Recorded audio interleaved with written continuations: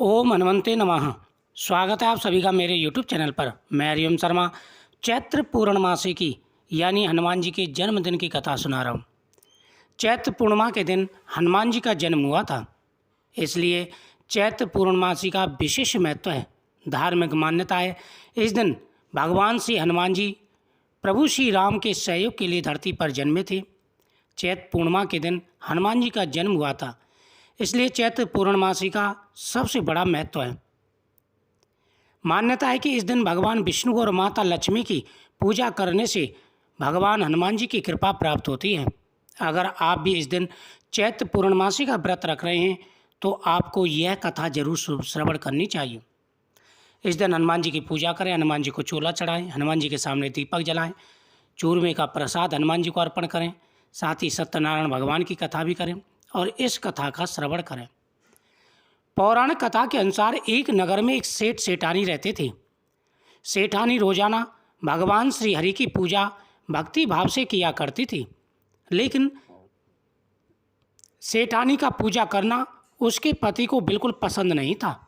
इस कारण एक दिन सेठ ने उसे घर से निकाल दिया। सेठानी घर से निकलकर जंगल की ओर चल दी। रास्ते में सेठानी ने देखा कि जंगल में 4 आदमी मिट्टी खोद रहे हैं। यानी एक सेठानी रहते थे। सेठानी भगवान विष्णु की परम भक्त थी, भगवान विष्णु की पूजा करती थी, लेकिन सेठ जो था वो नास्तिक था।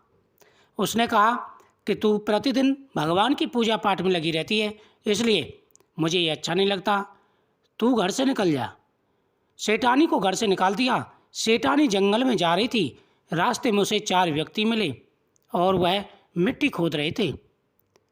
यह देखकर सेठानी ने उनसे बोला कि आप लोग मुझे किसी काम पर रख लो।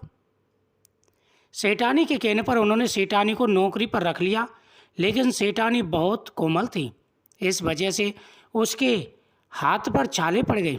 यह देख चारों आदमी ने सेठानी से काम छोड़ने की बात कही। उन्होंने कहा कि इसकी जगह तुम हमारे घर का काम कर लिया करो। सेठानी के मान जाने पर वे उसे अपने घर ले गए। वहाँ पे चारों आदमी 4 मुट्ठी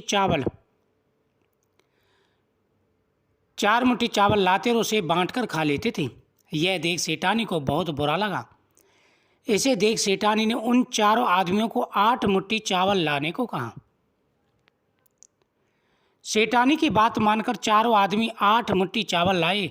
इन चावलों का सेठानी ने भोजन बनाया और भगवान विष्णु को भोग लगाया। फिर उसके बाद आदमियों को परोस दिया। चारों आदमियों को भोजन बहुत स्वादिष्ट लगा। सेठानी से खाने की तारीफ करते हुए इसका राज पूछा तो सेठानी ने कहा कि ये तो भोजन भगवान विष्णु का झूठा है, इसी वजह से ये आपको स्वादिष्ट लग रहा है। उधर सेठानी के जाने के बाद से सेठ भूखा रहने लगा। आसपास के लोग उसे ताने मारने लगे। ये पत्नी की वजह से ही खाना खा रहा था। लोगों की बातें सुनकर सेठ सेठानी को ढूंढने के लिए निकल पड़ा। सेठानी ने देखा कि जब ये चारों व्यक्ति 4 मुट्ठी चावल ला रहे लेकिन उनको पकाना भी नहीं आता, तो सेठानी ने कहा कि तुम 8 मुट्ठी लाया करो। सेठानी ने अच्छी तरह चावल बनाए, उनको चारों को खिलाया। उन्होंने पूछा कि आज तो चावल बहुत स्वादिष्ट बने, भोजन बहुत अच्छा बना है, ये तुमने कैसे किया?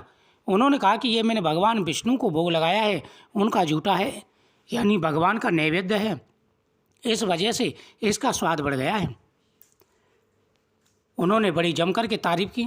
इधर सेठ भूखा मरने लगा, क्योंकि भगवान विष्णु की परम भक्त सेठानी को उसने निरादर किया था, घर से निकाल दी। अब सेठ की स्थिति देख कर के लोग उसे ताने मारने लगे।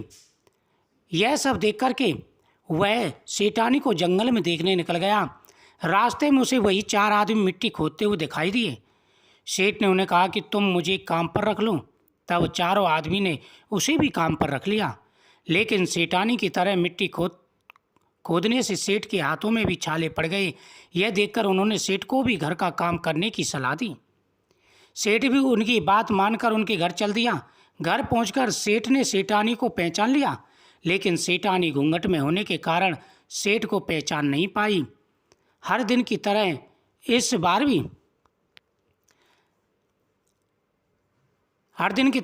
भी सेठानी ने भगवान विष्णु को भोग लगाकर के सभी को खाना परोस दिया। लेकिन जैसे ही सेठानी सेठ को खाना परोसने लगी तो भगवान विष्णु ने सेठानी का हाथ पकड़ लिया और कहा कि ये तुम क्या कर रही हो। सेठानी बोली, मैं कुछ नहीं कर रही, मैं तो भोजन परोस रही हूँ। चारों भाइयों ने सेठानी से कहा कि हमें भी भगवान विष्णु के दर्शन कराओ। सेठानी के अनुरोध करने पर भगवान विष्णु उन सभी के सामने प्रकट हो गए। यह देख सेठ ने सेठानी से क्षमा याचना की और उसे हाथ पकड़कर घर चलने को कहा। तब चारों भाइयों ने बहन को बहुत सारा धन देकर विदा किया। तब से सेठ भी भगवान विष्णु का परम भक्त हो गया और पूरी श्रद्धा से उनकी पूजा करने लगा। इससे उसके सारे कष्ट धीरे धीरे दूर होने लगे। तब से सेठ भी भगवान विष्णु का परम भक्त हो गया। उसने भी नियम बना लिया, प्रतिदिन भगवान विष्णु की पूजा करता था। पूजा करने से पहले वह कुछ नहीं खाता था। उसकी पूरी श्रद्धा से उनकी पूजा करने लगा। इससे उसके घर में भी फिर से धन की बरसात होने लगी। ऐसी मान्यता है, इस दिन व्रत रखने से सत्यनारायण भगवान के साथ हनुमान जी भी घर में प्रवेश करते हैं और घर की सारी परेशानियां का, सारे दुखों का नाश करते हैं। इस पूर्णमासी का शास्त्रों में विशेष महत्व कहा गया है। चैत्र पूर्णमासी के दिन भगवान विष्णु की पूजन के साथ साथ में हनुमान जी की पूजा की जाती है। इस दिन चूरमा बना करके, हाथ का चूरमा बना करके हनुमान जी को भोग लगाया जाता है। हनुमान जी का इस दिन चोला चढ़ाया जाता है। सिंदूर में गाय का घी मिलाकर के हनुमान जी को चोला चढ़ाएं। चोला चढ़ाने के बाद में हनुमान जी के सामने दीपक जलाएं, उसमें 2 लौंग डाल दें। हनुमान जी के सामने बैठ करके ओम हनुमते नमः इस मंत्र का जाप करना चाहिए। उसके बाद इस दिन सत्यनारायण भगवान का पूजन भी करना चाहिए।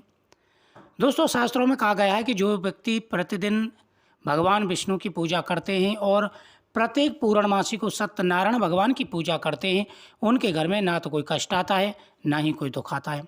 किसी भी प्रकार की कोई परेशानी है, घर में धन की कमी है, घर में कोई ना कोई संकट लगा रहता है, कोई ना कोई बीमार रहता है, तो आपको पूर्णमासी के दिन सत्यनारायण भगवान की पूजा प्रारंभ कर देनी चाहिए। साथ ही चैत्र पूर्णमासी बड़ी पूर्णमासी होती है, तो इस दिन बालाजी महाराज यानी संकट मोचन हनुमान जी की पूजा करने से सारे दुखों का नाश हो जाता है।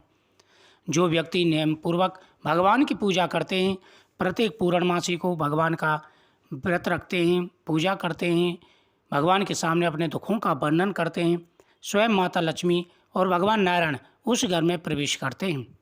उस घर में ना ही कोई घटना घटती है और ना ही कोई कष्ट आता है। मुझे उम्मीद है आपको ये कथा बहुत ही सुंदर लगी होगी। तो आप भी इसी प्रकार से भगवान विष्णु का और हनुमान जी का पूजन करें। हनुमान जी को चोला चढ़ाएं, चूरमे का भोग लगाएं, साथ ही केले का फल हनुमान जी को अर्पण करें। भगवान विष्णु को भी केले का फल अर्पण करें। भगवान और माता लक्ष्मी आपके ऊपर सदा ही अपनी कृपा दृष्टि बनाए रखेंगे। दोस्तों, जो भी चैनल पर पहली बार आए, चैनल को सब्सक्राइब जरूर करें। साथ ही बगल में बेल आइकन बटन को दबाएं, जिससे जो भी वीडियो हम चैनल पर डालेंगे उसका नोटिफिकेशन पहुंचेगा आपके पास। ओम हनुमते नमः।